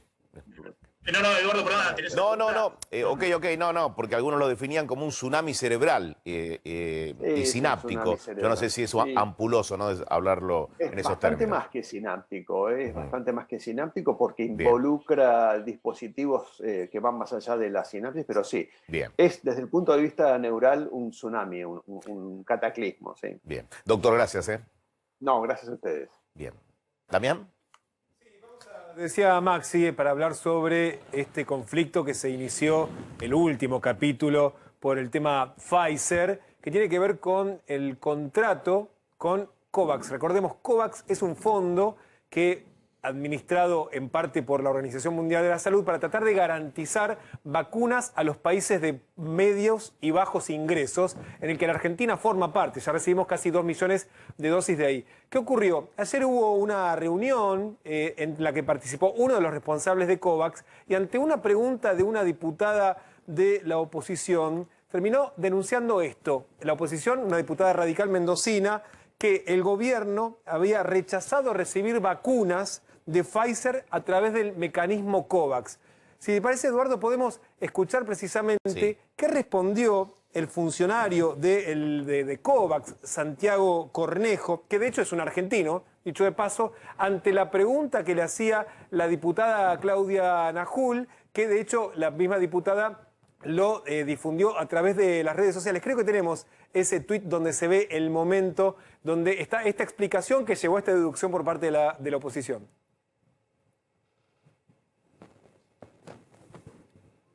No lo tenemos, vamos a seguir. Sí. Bueno, concretamente, más allá de aclaraciones posteriores, dijo que, bueno, había desistido la Argentina de recibir vacunas del origen de Pfizer, ¿no? Sí. A ver, entonces, a partir de eso, digamos, lo que había dicho Cornejo ante la pregunta, la Argentina quiso firmar y él dijo, no, ese es el video que vamos a ver. Es unos segunditos nada más donde le transmiten la pregunta y responde el encargado de COVAX. La diputada nacional, Claudia Najul, consulta cómo es la asignación de vacunas en los países que se autofinancian, porque en Argentina, por ejemplo, no se ha aceptado la vacuna Pfizer, y si es que está pedido en un porcentaje, y pueden elegir los países qué vacuna recibe una vez que entra en el fondo COVAX. Los países que se autofinancian tienen 2 modelos, uno de compra comprometida y otro de compra opcional. Argentina es compra opcional, que entonces nosotros, antes de firmar un acuerdo con cada compañía farmacéutica, le damos la posibilidad al país de decidir si quiere que subemos a la demanda en ese acuerdo. Si el país dice que no, obviamente eso no significa menos que van a recibir menos dosis de nosotros, sino que no van a recibir ese candidato. Argentina es opcional, entonces antes de hacer cada acuerdo le preguntamos a Argentina y a los países opcionales si quieren, si quieren acceder a esa vacuna. Y en el caso de Pfizer nos han dicho que no. Ahí estaba lo que decía anoche en este video que de hecho la propia diputada Najul distribuyó por redes sociales. Y lo cierto es esto que generó mucha angustia, preocupación y claro, la pregunta, ¿la Argentina rechazó vacunas? Y lo cierto es que el propio responsable de COVAX, hablando esta mañana con América 24, con Facundo y con Mariana, antes que nosotros, cambiaba absolutamente la versión y explicaba qué se trató de este rechazo, supuesto rechazo de Argentina al contrato con Pfizer a través de COVAX. Señalado que la Argentina no quería recibir vacunas de Pfizer, cosa que el gobierno desmintió en la madrugada de hoy. Pues lamentablemente fue un comentario que hice en un Zoom que estábamos hablando sobre el mecanismo COVAX. Y como no era una conversación sobre Argentina, hice el comentario muy rápido y seguí, pero veo que tal vez se malinterpretaron algunas cosas. Y la situación es, como lo aclaré con la ministra Bisotti, el país en la primera ventana decidió querer introducir, aceptar de COVAX la vacuna de Pfizer, pero luego cuando enviamos toda la información sobre principalmente todos los requisitos de indemnización y responsabilidad que el país tenía que firmar, que son definidos por la compañía, no son definidos por COVAX, ahí nos comunicaron que ellos no podían firmar esos acuerdos con la compañía y por ende que no podían continuar con la opción. ¿La Argentina en algún momento no quiso recibir vacunas de Pfizer vía COVAX? Decir si es querer no es una cuestión para nosotros de querer o no querer. Nuevamente, Argentina dijo que quería la vacuna de Pfizer, pero no pudo llegar a concretar los acuerdos que se necesitaban para poder acceder a esa vacuna. Bueno, claramente cuando dice me malinterpretaron, no es lo que sucedió. Digo, hay una respuesta contundente, más allá de que haya sido en otro contexto y no en una comunicación abierta. El gobierno desistió de acceder a la vacuna de Pfizer. Eso es lo que dice Cornejo, ¿no? Exactamente, eso es lo que dijo. Más allá de que después existió un mail para Carla Bisotti, que después, hoy en conferencia de prensa, hasta se le escuchó angustiada, ¿no?, por todo lo que estaba ocurriendo, aclaró que no era la intención hablar en los términos en los que habló Cornejo, ¿no? Exactamente, de hecho, lo que dijo Bisotti quejándose de esto, que ella dijo malentendido u otra cosa, mala intención de aquellos que difundieron ese extracto. Lo que dijo Bisotti precisamente es que, dice, lo que sucedió es gravísimo, tenemos ahí una placa con declaraciones de la ministra de Salud de la Nación, no puede volver a suceder, necesitamos pedirle a cada actor de los arcos políticos que bajen la tensión y que bajen la obsesión que tienen con Pfizer, porque Argentina quiere comprar la vacuna de Pfizer, Pfizer le quiere vender la vacuna a Argentina y estamos trabajando para eso. Lo cierto es que recién escuchábamos del propio Cornejo una explicación que es un poco la oficial que da el gobierno por escrito cuando se le pregunta por qué no pudo firmar hasta ahora un contrato con Pfizer. Y plantea dos cosas el gobierno por escrito. Por un lado, que el planteo de excluir la negligencia, esto que forma parte de la ley argentina para contratar vacunas en este contexto, no solamente pedían que se lo saque del contrato, sino también de la ley, algo que en ese momento la Argentina no podía hacer, y por otro lado, que los criterios para la aceptación de la garantía con contragarantía de ejecución en el exterior es algo que estaban pidiendo, es decir, una prórroga de jurisdicción, es decir, que ante un reclamo debía irse a tribunales internacionales y no a la Argentina. Esas son dos explicaciones que dio el gobierno sobre no por qué no iba a recibir vacunas de Pfizer. Perdón, Damián. Sí, Maxi. Damián, perdón, ¿no? El gobierno ha prorrogado jurisdicciones, es decir, el anterior y demás permanentemente, digamos, cuando se emiten bonos en moneda extranjera y los compran acreedores extranjeros, ¿no? Más allá del tema de la prórroga de la jurisdicción, que en general me parece que todos los países también deben haber hecho lo mismo, ¿no? Que si tenés que litigás, no sé, en Nueva York, en vez de en los tribunales de cada país. Está el tema de esa palabra negligencia, es decir, se le da indemnidad a Pfizer, como le dan a otros países, respecto a si sale algo mal con la vacuna para que no haya juicios millonarios contra el laboratorio, ¿no? Pero, obviamente, hay unas excepciones. Veo que hay excepciones por si hay maniobras fraudulentas o conductas maliciosas, pero había una palabrita en la ley que se aprobó en el Congreso argentino que decía que también una de esas excepciones era negligencia. Sí. Y esa palabra, al parecer, Pfizer consideraba que abría una puerta a otros juicios y no estaban dispuestos a avanzar en un contrato por esa palabrita. Exactamente, Maxi. De hecho, era el primer punto que mencionaba, que de hecho por escrito Cafiero lo responde, que Pfizer no solamente pretendía quitar la palabra negligencia del contrato, sino que además se quitase de la ley que acababa de ser sancionada, y que Pfizer habla de negligencia una vez que se sanciona la norma, y no lo dijo en todo el proceso de debate. Esa es la explicación que dio la Argentina, y también algo que se explicó Ginés González García, que él entendía que en realidad no tenían las dosis para dárselas en ese momento a la República Argentina. Y de hecho, Maxi, ese también es parte de la discusión entre la relación que tiene Pfizer con el fondo COVAX, que podemos repasar algunos pequeños números sobre qué significa el fondo COVAX. Primero, es una alianza que incluye a 185 países, en donde hay 41 que son donantes, con Estados Unidos a la cabeza, para que los países que no tienen recursos puedan acceder a las vacunas, y en total hay 141 países que son beneficiarios, ya sea porque pueden pagar parte de ella o directamente reciben a costo cero las vacunas gracias al aporte de esos donantes. Hasta ahora, y hablando de cuánto se distribuyó, el fondo COVAX distribuyó entre solo 127 de los 141 países 77 millones de dosis. 77 millones de dosis, que son en su mayoría de AstraZeneca, no de Pfizer, porque de hecho hay contratos con AstraZeneca por 318 millones de dosis, que son casi la totalidad de esas 77, y Pfizer se comprometió hasta el momento a aportar 40 millones de dosis, pero solo distribuyó a través del fondo COVAX 1.200.420, que fueron a un puñado de países. Solo 1 millón de dosis. La pregunta es si la Argentina había rechazado dosis de Pfizer, y la respuesta es no, porque hasta el momento Pfizer apenas aportó 1 millón de dosis para los 141 países que forman parte, que se anotaron en este convenio.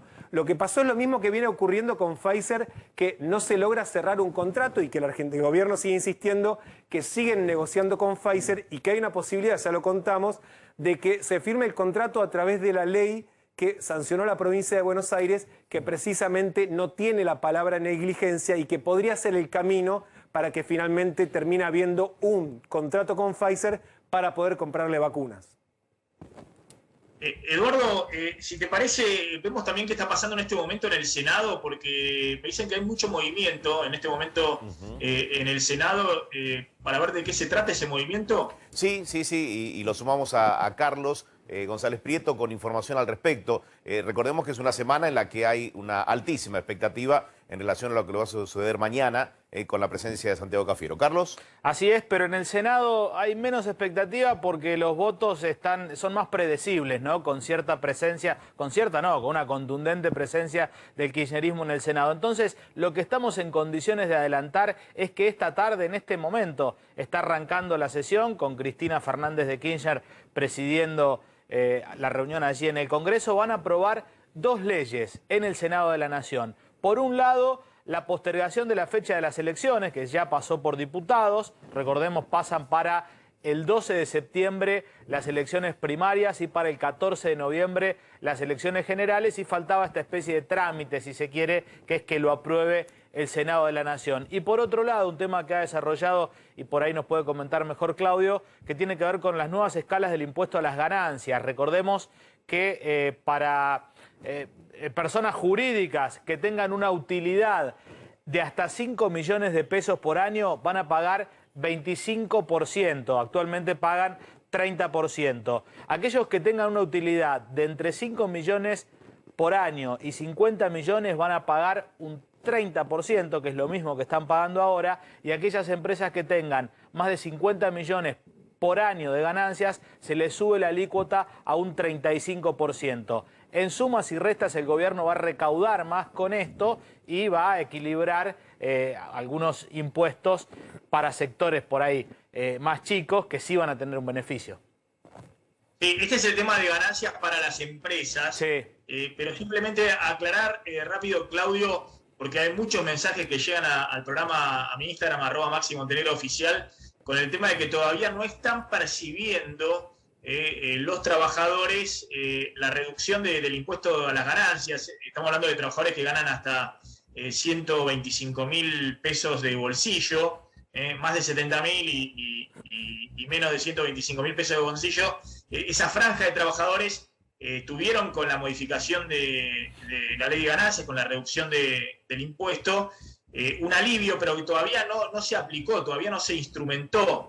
¿Cuándo se aplica? Reiterá eso brevemente, Claudio, por favor. Sí, eso va a ocurrir recién dentro de un mes, o sea, cuando cobren los salarios de junio a principios del mes de julio. Ahí van a recibir, aquellos trabajadores que vinieron pagando el impuesto a las ganancias y están en esta franja, digamos, de salarios que vos mencionabas, bueno, van a recibir en 5 cuotas entre julio y fin de año lo que le fueron descontando en los primeros meses del año. Recién hay que esperar un mes más para que empiece justamente esa devolución que reiteramos, según anticipó el gobierno, porque todavía falta la reglamentación por parte de la AFIP para que, digamos, oficialice esto que adelantaron los propios funcionarios. Bueno, a través de 5 cuotas a partir del mes que viene se empiece a reintegrar, a devolver lo que se pagó de ganancias en toda la primera parte del año. Sí, y aclaremos también, porque hay muchos mensajes de por qué no están devolviendo el 35% del impuesto a las ganancias para aquellos que compraron el año pasado los $200 dentro del cepo, ¿no? Parte del dólar ahorro es el impuesto del 35% de anticipo del impuesto a las ganancias, que era una retención que supuestamente se debía devolver este año, pero en muchos casos no le están devolviendo porque ven que el contribuyente tiene alguna deuda, aunque sea una deuda pequeña, con la AFIP, y mientras haya deuda con la AFIP se queda con esa retención sin devolvértela. Es así, y digamos, fue lo mismo cuando fue el cepo anterior, el 2012, cuando en el año 2015 la gente también le pedía a la AFIP que le reintegre, digamos, el 35% del anticipo de ganancias. Si el contribuyente, el que compró dólares, tiene una deuda, aunque sea de hace años, de una cuota del monotributo que quedó pendiente, bueno, entonces no le reintegran ganancias. Ahora, si el contribuyente se pone al día, bueno, le devuelven la AFIP inmediatamente la devolución esa del 35% de ganancias, pero hay que ponerse digamos, hay que tener deuda cero con la AFIP. Ahora, para aclarar, Maxi, lo que se vota hoy es para empresas chiquitas, personas jurídicas que están inscritas como responsable inscripto, por ahí un restaurante que está inscrito una persona como responsable inscripto, cambian estas alícuotas y el gobierno va a recaudar, calculan, unos 120.000 millones de pesos más, porque en definitiva le bajan un 5% de ganancias a los que facturan 5 millones por año, que es muy poquito, en dólares son $30.000, pero a los que facturan más de 50 millones, que son la mayoría de las empresas, le suben un 5% la alícuota de ganancias. Es decir, se va a aprobar un proyecto que implica mayor presión tributaria para las empresas, pymes. Bien. ¿Te parece, Maxi, si sumamos a Graciela Fresno para hablar de algo que lo había planteado ayer Claudio Zlotnik y que vos desarrollabas, ¿no? El daño económico que se le ha ocasionado a dos rubros esencialmente, ¿no? El turismo a través de los hoteles y también locales gastronómicos. Graciela Fresno es presidenta de FEGRA, la Federación Empresaria Hotelera Gastronómica. ¿Qué tal, Graciela? Buenas tardes. Eduardo Bataglia aquí. Maxi Montenegro la está escuchando. Buenas tardes, ¿cómo están ustedes? Maxi. Graciela, ¿cómo sigue la situación del sector? Obviamente ha sido el sector más perjudicado en todo el mundo, no solamente en la Argentina, por diversas restricciones. Lo que sucede es que, bueno, venimos notando que a diferencia del año pasado, donde había algunos programas fuertes de compensaciones, ya sea el ATP y también créditos importantes y demás, parece ser que en este caso es mucho menor la asistencia y es un sector que sigue con restricciones importantes y me imagino que va a seguir en las próximas semanas. Sí, la verdad que es así, tal como lo dicen. Es un sector, yo creo que de los más golpeados, si no el más, por esta pandemia y las restricciones que se han impuesto. Tengamos en cuenta que nuestra actividad, fundamentalmente la hotelería, depende del turismo. Y el turismo hoy es una actividad que mundialmente y en la Argentina en particular está cerrada. Tenemos las fronteras cerradas, no hay libertad para transitar por la República Argentina. Nuestro cliente, el huésped del hotel, no es la persona que vive al lado, es la persona que ingresa al país como turista o el que transita. A diferencia de otras actividades donde el Estado les dice produzcan más, vendan más, exporten más, a nosotros nos dicen no trabajen. Entonces, la situación es realmente crítica. Venimos de 14 meses con una facturación muy baja, casi nula, de hoteles cerrados que no pudieron volver a abrir, de una gastronomía que se fue preparando para trabajar y bueno, esta intermitencia de abrir y cerrar hace que no se pueda trabajar plenamente y eso no permite que cubran al menos una parte de los costos. Y como vos decís, la asistencia este año es más chica que lo que fue el año pasado. El año pasado, hasta el 31 de diciembre, contábamos con una ATP que cubría 2 salarios mínimos vital y móvil, a valores de hoy 45.000 pesos, y hoy tenemos un repro, es lo que tenemos, para 2.300 empresas, el ATP llegaba a 20.000, y un repro que, bueno, no todos los empresarios pudieron acceder a él. Y luego tenemos sí, los créditos que se fueron dando el año pasado, pero que también en este contexto son hoy una carga que casi es peor que no haberlo tenido, porque la realidad es que hoy ya no se pueden tampoco pagar las cuotas. Pensábamos que a esta altura del partido podríamos contar con una actividad más o menos razonable y tampoco la tenemos. Y al futuro tampoco se vislumbra, porque nuestro sector, a diferencia de otros, depende para trabajar de la vacunación. Depende de la inmunización, no solamente de la gente que vive en la Argentina, sino del mundo, ¿no?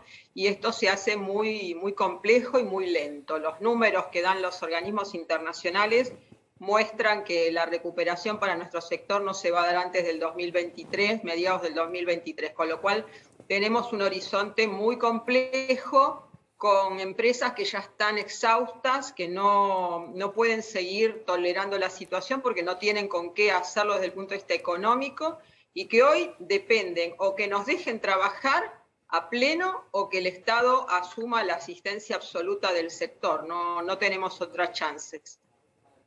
Gracias. Simplemente una pregunta respecto a cómo creen que ahora en el corto plazo, estas semanas, puede seguir la situación área metropolitana en este momento. Durante la semana, hasta las 7 de la tarde, pueden atender con las mesas fuera de gastronómicos, ¿no? Con las mesas fuera de los locales. Fin de semana se cierra completamente. La semana que viene, vamos a ver, en teoría, toda la semana que viene sigue con la atención con las mesas fuera de los locales. Eso es área metropolitana. Pero atención que hay algunas provincias que están en una situación complicada, que van a adherir, obviamente, al cierre total de este fin de semana. Pero la pregunta es si siguen con una fase 1 la semana que viene, por ejemplo, el tema de Córdoba, ¿no? ¿Ustedes tienen alguna información de cómo siguen? Obviamente de todo el tema de hotelería, turismo, todo eso, tengo entendido que sigue cerrado. Sí, así es. El tema hotelería, turismo sigue cerrado por el hecho de que no hay turismo, o sea, el hecho de no contar con el huésped, que es nuestro cliente, hace que el hotel, aun cuando esté la puerta abierta, no tenga nadie adentro del hotel, no haya pasajeros, no haya ocupación. Y con respecto a la gastronomía, también cada provincia o cada localidad va cambiando su situación respecto de lo que es la evolución de la pandemia, los contagiados, los fallecidos, con lo cual también eso hace a la imprevisibilidad, hace que el gastronómico, por ejemplo, no pueda prever si tiene que comprar mercadería, si no la tiene que comprar, si tiene que convocar o no al personal. La situación se hace muy, muy difícil por esto, porque no podemos estar seguros de poder trabajar, cuánto podemos trabajar, en el caso de la gastronomía, con el takeaway y el delivery no alcanza para cubrir los costos, y en el caso de la hotelería ni siquiera eso, porque el hotelero no puede hacer ni takeaway ni delivery de sus habitaciones. Así que la situación es muy compleja y lo que nosotros o nuestros empresarios sí nos dicen todos los días es: señores, por favor, intercedan ante el gobierno porque necesitamos trabajar. Si no trabajamos, no podemos tener la puerta abierta, no podemos tener a los empleados, conservarles los puestos de trabajo, no podemos pagar impuestos, es decir, o dependemos de que nos dejen trabajar con los protocolos, porque para eso nos hemos preparado, tanto la hotelería como la gastronomía, o si eso no es así, si el Estado nos dice, señores, ustedes no trabajan, necesitamos la asistencia directa. Está claro, sí, falta previsibilidad sobre todo, más allá de que obviamente esta segunda ola y en general en el mundo la pandemia ha generado mucha incertidumbre. Está claro que ya hay ciertos elementos para poder tratar de proyectar y planificar un poco. En el caso de la gastronomía, por ejemplo, hacia febrero o marzo hubo contratación de personal, pensando bueno, que ya estaban reabriendo. Fue uno de los sectores que más expulsó personal el año pasado, tanto formal como informal. Pero bueno, inmediatamente después se vino la segunda ola, vinieron los cierres adicionales, entonces claramente, porque ha habido también en otros países, en Europa y demás, muchísimo tiempo de cierres totales, también de la gastronomía, de bares y demás, pero hubo planificación, sabían que iban a estar cerrados tantos meses y que la asistencia del Estado era tanta y que las compensaciones iban a ir por este lado. Ahora acá hay una incertidumbre total, no solamente desde el punto de vista de la pandemia, sino también desde el punto de vista económico. Graciela, gracias, muy amable. Como siempre. Eso es lo que decimos. Muchas gracias a ustedes también. Eduardo. Bien, hacemos una pausa. Y en este caso, Maxi y a todo el equipo, les propongo escuchar algo que tiene Damián Glanz, algo que preparó con respecto a las vacunas, al plan de vacunación, y algo que, la verdad, no conocemos en detalle. Tiene que ver con la forma en la que se hicieron los contratos, qué se contrató y cuánto se pagó. ¿Es así, Damián? Exactamente. Vamos a dar detalle exacto de cuánto firmó con cada uno de los laboratorios la Argentina, los contratos y cuánto cuesta cada dosis que se está aplicando en la República Argentina. Comencemos con el contrato de AstraZeneca, que sabemos son por 22,4 millones de dosis.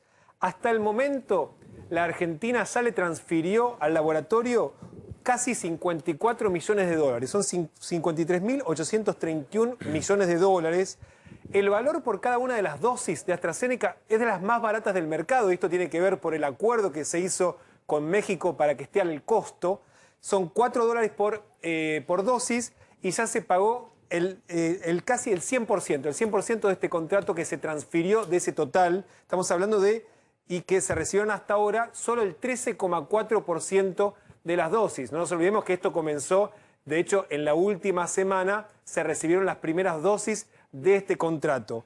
El otro contrato... Es decir, de los más de 22 millones, perdón, Damián, de los más de 22 millones se recibieron poco más de 2 millones de dosis. Exactamente, que son las que vinieron el lunes pasado, 2 millones y pico en un vuelo, y habían venido otras también los días previos. Es hasta ahora lo único que recibió la Argentina de este contrato, que es, después del que se firmó con Rusia, el más grande que tiene la Argentina. No incluye las dosis de había sido AstraZeneca. el contrato que AstraZeneca había prometido que iban a llegar ya en enero, una gran cantidad de vacunas, que el presidente había dicho que iba a tener 10 millones de vacunas ya para el verano. Exactamente, este fue el primero que se firmó, de hecho el que se firmó, donde participa también un laboratorio argentino a través del empresario Hugo Sigman. Este es ese contrato.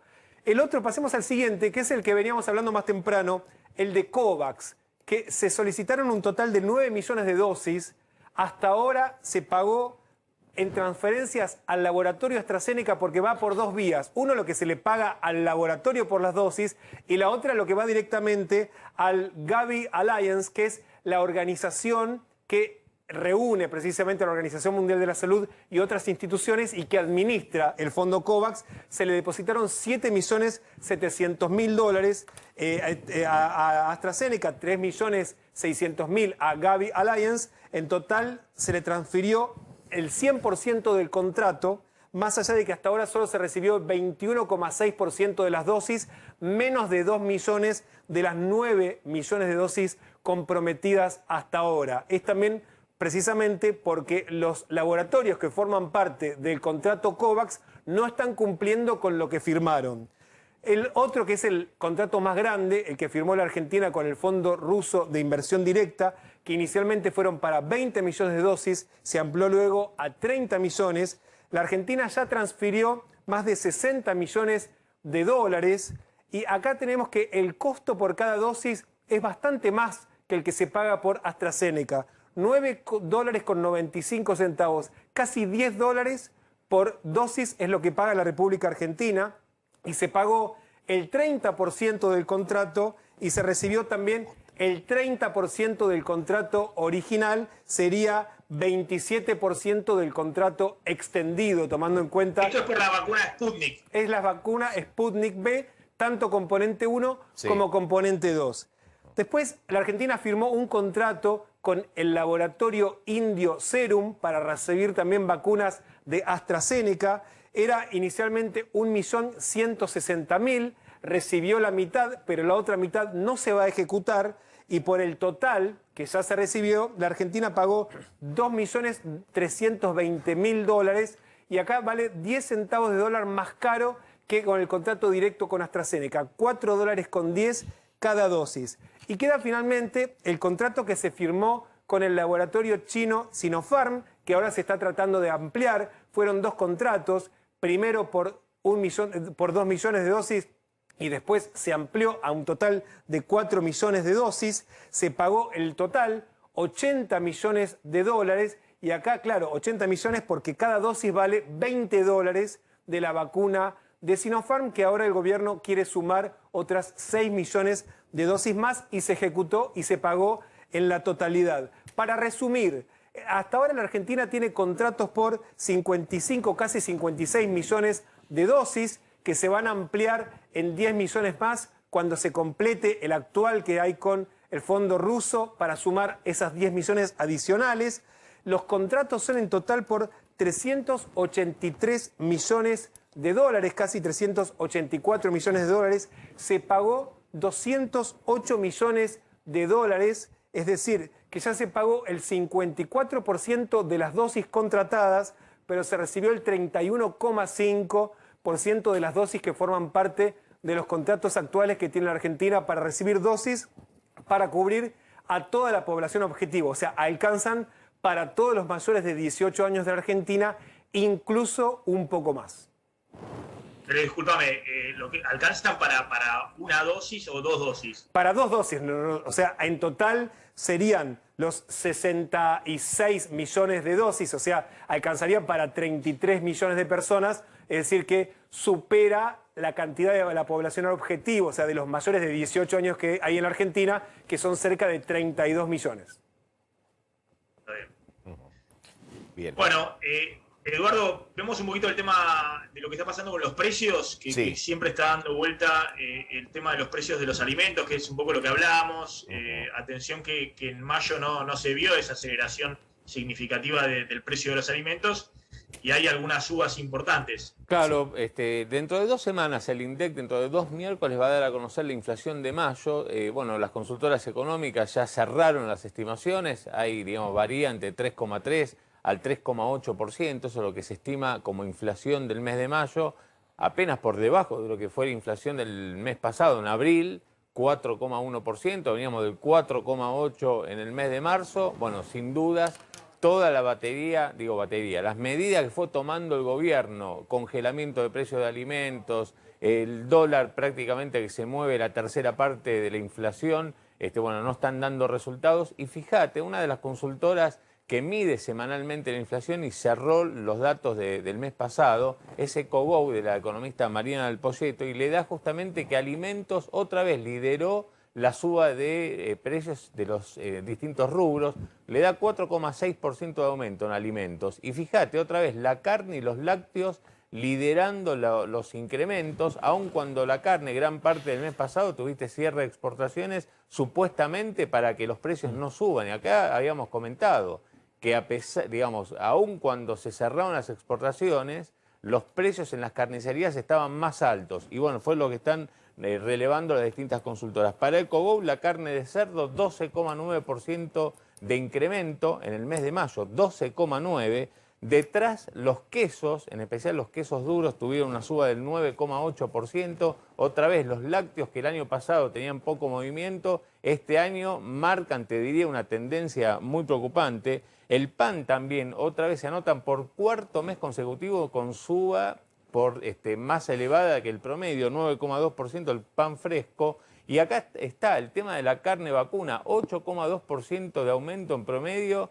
Nosotros acá habíamos comentado que se veían incrementos del 10%, bueno, esta consultora midió 8,2% y el resto de las consultoras las que miden semanalmente precios prácticamente online, están dando cuenta del mismo fenómeno. Y por último, las pastas frescas, 6,4%, con lo cual, Maxi, otra vez, los alimentos, como decía, junto con la indumentaria también está dando números importantes de suba de precios, y el rubro de la salud, alimentos, salud e indumentaria, los tres rubros con más subas en el mes de mayo, y en 2 semanas esto lo veremos qué da el INDEC. Bien, déjame que estamos hablando de la consultora de Alcogou de Marina Dal Poyetto. Enviarle un abrazo a Marina.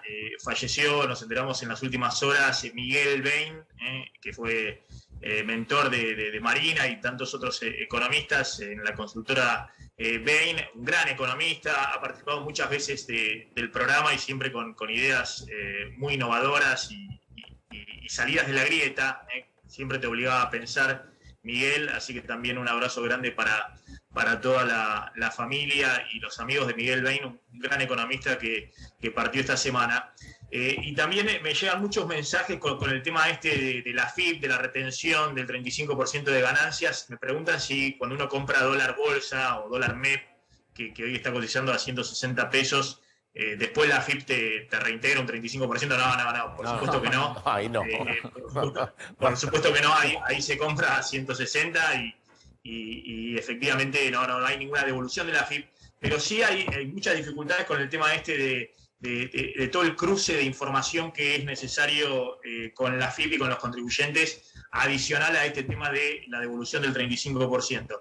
Así que también un abrazo grande para toda la gente de los profesionales de ciencias económicas. Hoy, de hecho, es el día de los profesionales de ciencias económicas. Le mandamos también un saludo a Gabriela Russo, que es la presidenta del Consejo de Ciencias Económicas de la Ciudad de Buenos Aires, y la vamos a convocar en los próximos días, porque hay muchos mensajes, muchas preguntas por parte de los televidentes con este tema, ¿no? De ver cómo se encuadra el tema fiscal, el tema de los créditos cruzado con la compra de moneda extranjera. Es decir, mucho trabajo estos días para los contadores, para aquellos que tienen las cuentas en blanco, así que vamos a hablar seguramente con Gabriela Russo en los próximos días para despejar algunas dudas. Eduardo. Si te parece, hacemos una pausa breve, después vamos con Carlos, vamos al campo y el cese de comercialización y todo lo que tiene que ver con la prohibición de exportación de carne vacuna. Enseguida regresamos.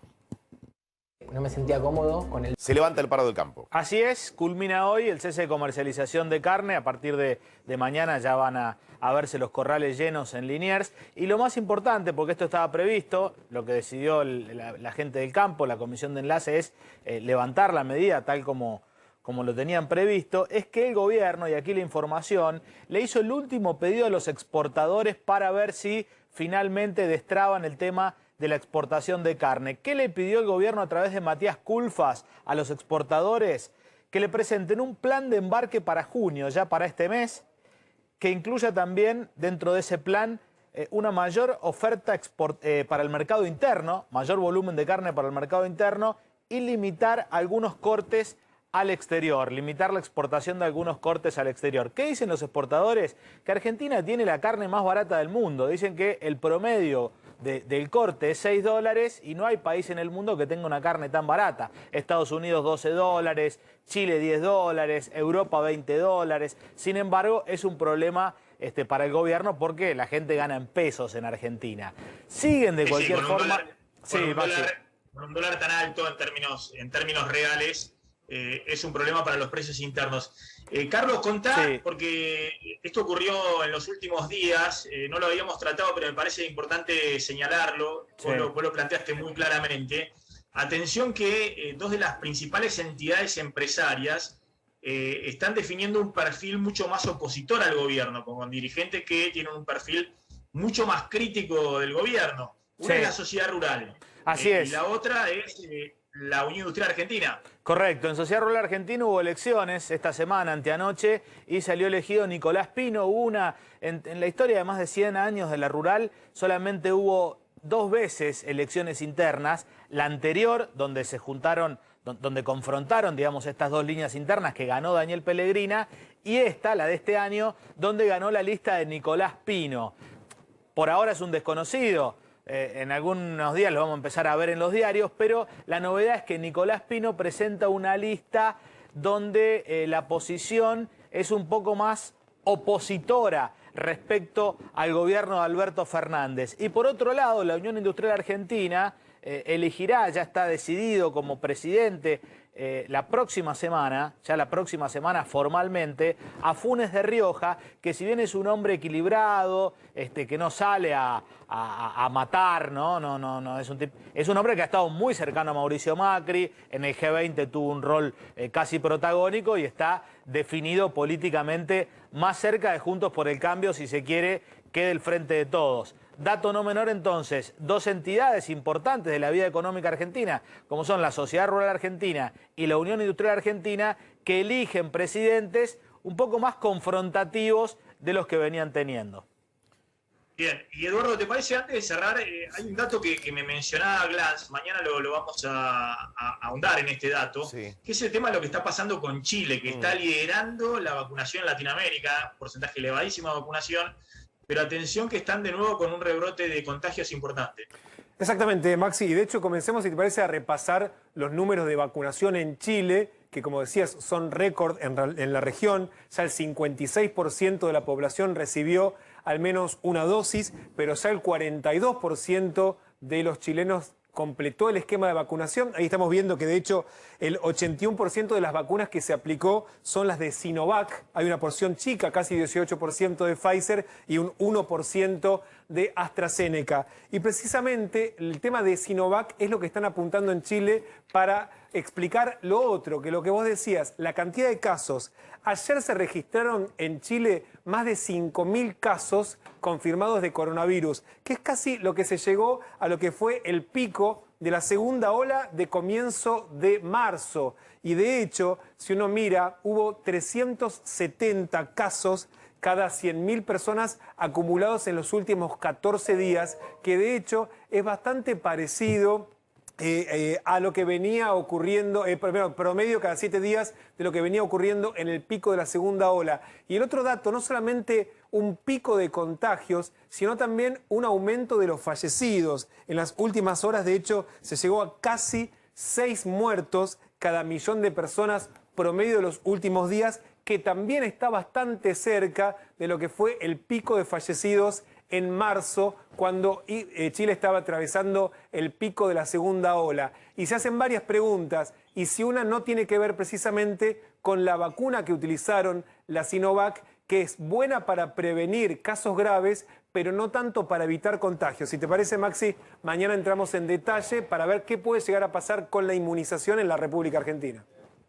Aclaremos que no es la vacuna china que se está aplicando en la Argentina, que es esta que contaba Damián, la Sinopharm, que ha salido tan cara, $20 por dosis, pero no es la Sinovac, que es la que aplicaron masivamente tanto Chile como Uruguay. Sí, Eduardo. y que aparecen algunos cuestionamientos a nivel internacional por esa baja efectividad. Gracias, Maxi. Mañana nos volvemos a encontrar, ¿te parece? A la 1 estamos aquí. Bueno, Eduardo, un gusto. Abrazo. Ya viene Marcela Pagano en la continuidad de NA24.